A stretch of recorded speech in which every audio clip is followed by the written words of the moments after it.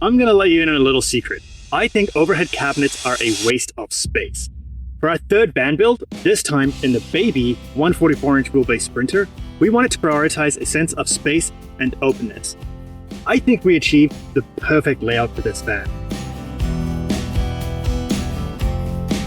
With over 460 gallons of total storage space, this van will satisfy the storage needs of even the craziest container store van, without making your van feel like a cop. So stay tuned as we walk you through our latest van build and give you some tips on how you can satisfy all your storage needs without making your van feel claustrophobic. Welcome to the most unique and awesome van layout ever. Well, alright, perhaps it isn't the most unique, but I do stand by it being an awesome layout. But what, you may ask, is so awesome about it? Well, the biggest difference is that we eliminated all overhead cabinets and full height units in our van build. Now, I once read a comment on another van tour that said a couple was, and I quote, "rave for not putting overhead cabinets on both sides of their bed." Well, if that couple was brave, then I think we deserve the Medal of Honor for this build. The obvious question is, of course, where do I put all my junk? I mean valuable, precious, and necessary items.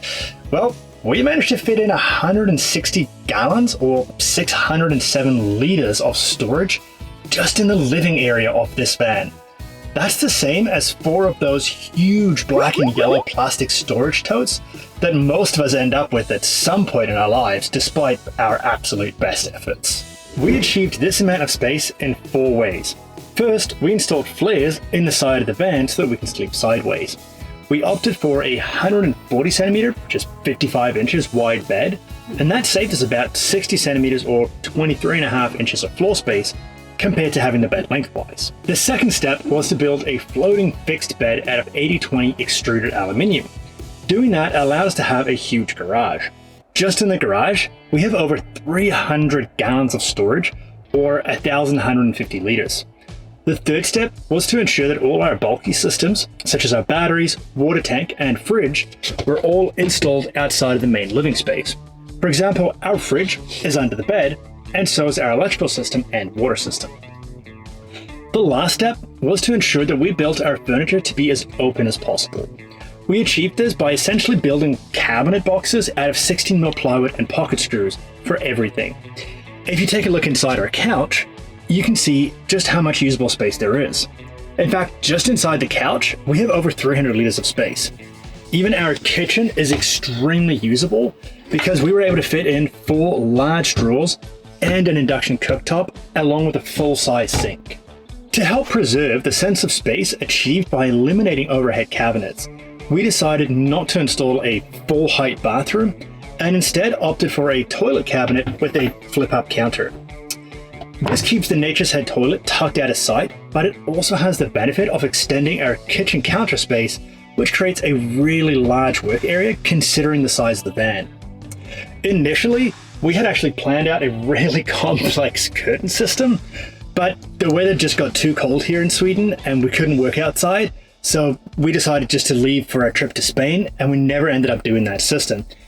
After we had been in the van for a few weeks, we kind of realized that a Spotify subscription was all the privacy we needed. Moving to the front of the van, we recently installed a swivel seat so that we would have a little more space for working on our laptops. But honestly, even without it, the couch is big enough for 2 people to sit comfortably, as long as you like each other a little bit.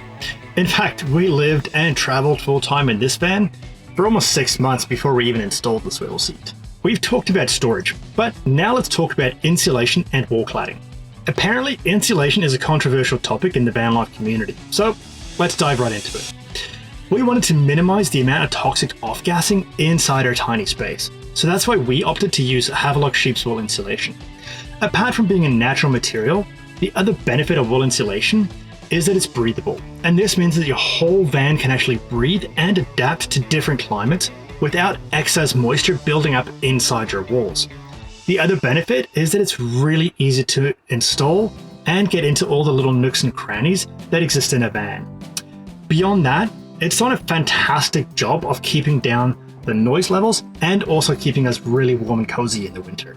Sticking to the wool theme, all the fabric you see on the walls and doors is 100% wool.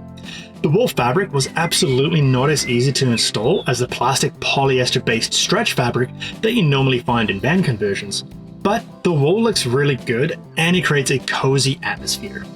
For the ceiling and the upper walls, we opted for 14mm pine boards to create a sort of Scandinavian cabin vibe. Now, if we were doing this in North America, we probably would have opted for cedar instead, just because it smells really good and it is a little bit more moisture resistant. But with that being said, the pine looks really good and it is durable.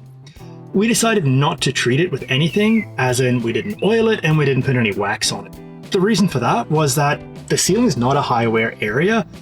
I don't really walk on the ceiling myself, and over time it just develops a nice natural patina.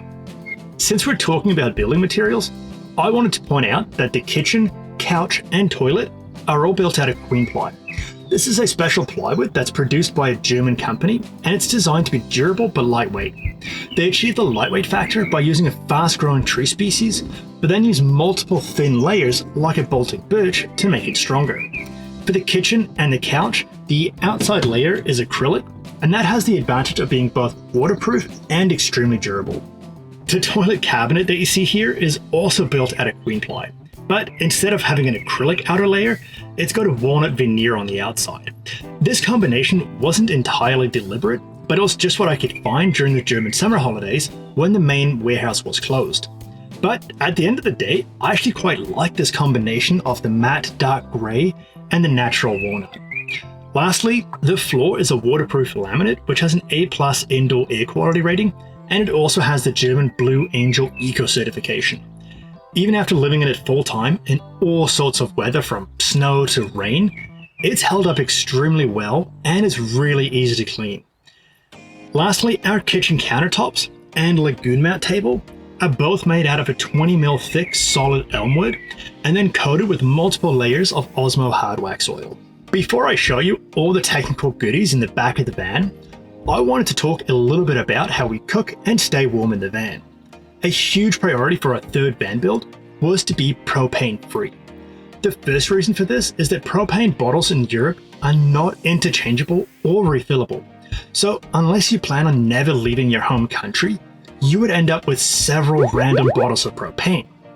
You can install a fixed refillable propane tank, which can then be refilled at some gas stations, but you would still have to carry around a sack of adapters, as most countries will have a different nozzle system. To avoid using propane, we have a 4 kilowatt Eberspecher, also known as S-Bar in North America, diesel heater, which came with the van when we bought it. It does an incredible job of heating up the van efficiently and economically. The best part is that as long as we have diesel in the tank, we never have to worry about not being able to heat our van. For cooking, we use a residential 240 volt induction cooktop, which is an absolute joy to cook on. It heats up instantly, and since there's no propane, you don't have to worry about a hood fan or ventilating when cooking. With our inverter, we can use both elements, just not at full power, which honestly is not really a restriction, as you can still boil a pot of water and slow cook on the other element at the same time. It's time to get technical and show you guys the most expensive part of our build. So in the back here, the most expensive part was our batteries. In this build, we have three 12-volt, 206 amp hour SOK lithium batteries. And those batteries we joined together in parallel so that we have one big battery bank out of 3 individual batteries. Those batteries connect into our Lynx distributor, and it kind of just does what it says on the label, and it really just acts as a distribution hub for the entire system, and it keeps all your cables a little bit neater and avoids you having to have multiple bus bars. Next up, we have our charger inverter. This time we opted for a Victron, just so that everything works together. And again, Victron components are extremely high end and they just work right out of the box. And also at the front here, you can see our DC-DC alternator charger. You can also see here, we've got these 2 big gray boxes. Those are our 240 volt distribution system. That's what the distribution panels look like here in Europe. And in there, we've got our fuses for the 240 volt so that everything is protected. At the very back of the van, you can see our Victron MPPT. Now what that does is it takes the power that's generated from our solar panel and it steps it down to a voltage that the batteries need. It's a fantastic system. It works off of Bluetooth, So does the DC-DC charger. So just through our phone, we can actually kind of take a look and see what everything is doing. We can take a look at our battery levels, and we can see how much solar we're bringing in. We can also see how much power we're bringing in when we're driving from the DC-DC charger. And I think that's about it in the back here. If you guys ever have any questions about it, just leave a comment and we'll be happy to answer them. Overall, we've been really happy with this system. We were on the road living in this van for 6 months, and the battery system worked out fantastic.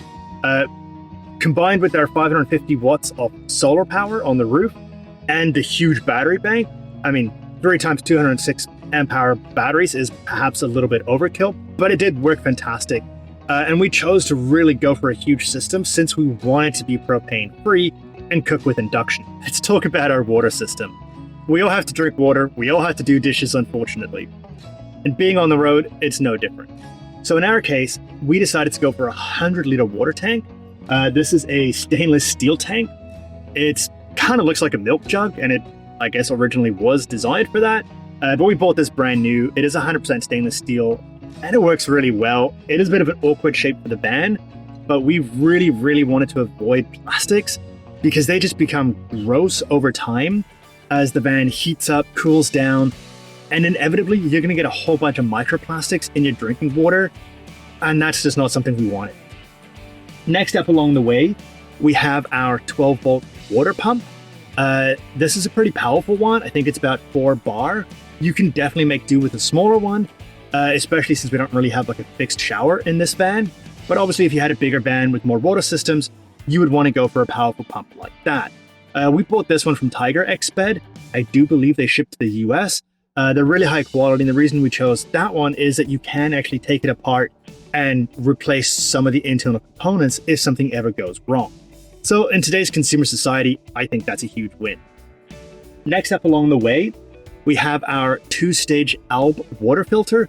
This water filter is made in Germany, and the 2 stages are essentially a charcoal filter and then a micro filter. So with the 2 stages, you're gonna get rid of pretty much 99% of all your possible contaminants. And for us, that was really important because we generally don't like filling up city water.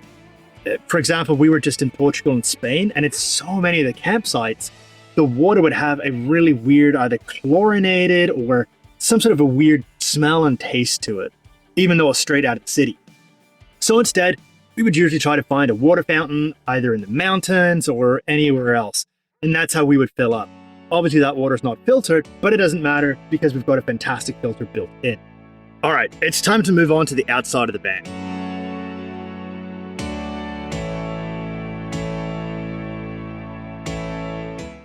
When we first bought this van, it was a regular old cargo van. Now, there were a couple of challenges because we bought this right in the middle of the German summer holidays. Now, for reference, the Germans, basically even large companies, like to take off the entire month of August. So this made getting anything done extremely difficult. But nonetheless, I had a deadline. I needed to be back in Sweden and needed everything on the outside of the van to be done because trying to get stuff done in Sweden is just an exercise in emptying your wallet very quickly. So in Germany, I had 1 week to get everything we wanted done. I wanted to get windows installed. I wanted to get the flares installed. And I needed it all to be in stock and done and affordable. It's a tall order, but luckily I found a great company. And so with very little notice, they were able to get the rear windows that you see here installed. They were also able to install the flares for us, and they installed the side windows for us.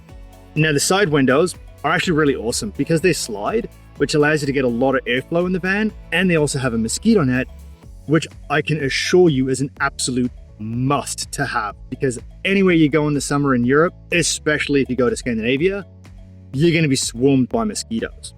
The other thing that the company did, which I really appreciated, is that they were able to paint the flares for us to match the rest of the van.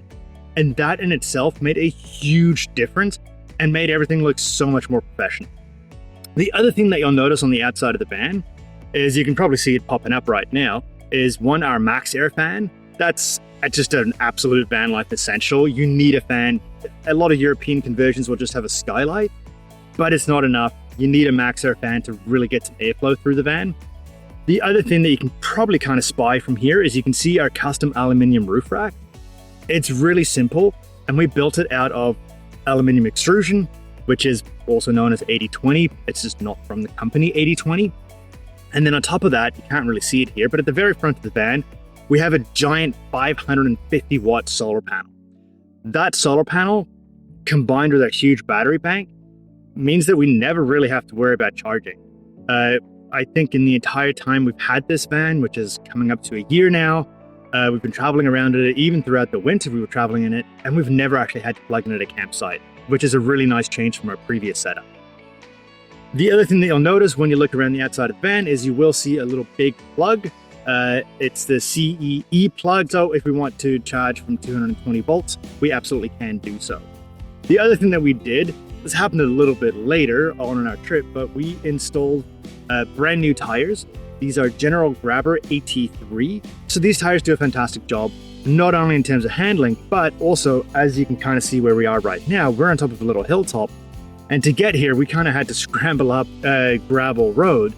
And these tires do an incredible job. Also, if you're going through a wet forest track or anything like that, getting yourself a pair of all-terrain tires makes a huge difference. Based on our experience of building 2.5 vans, the half is a long story, which we'll tell you another time. But I can honestly tell you that you are going to spend over 50% of your actual van building time just trying to find the right products. Now, in the past, we've had a lot of help from other YouTubers, so we want to help you guys out as well. So down in the description box, you will find a link to some of the key products that we have used in our past and current van. And I really hope that helps you guys out. Thank you so much for watching, and we'll see you in the next video.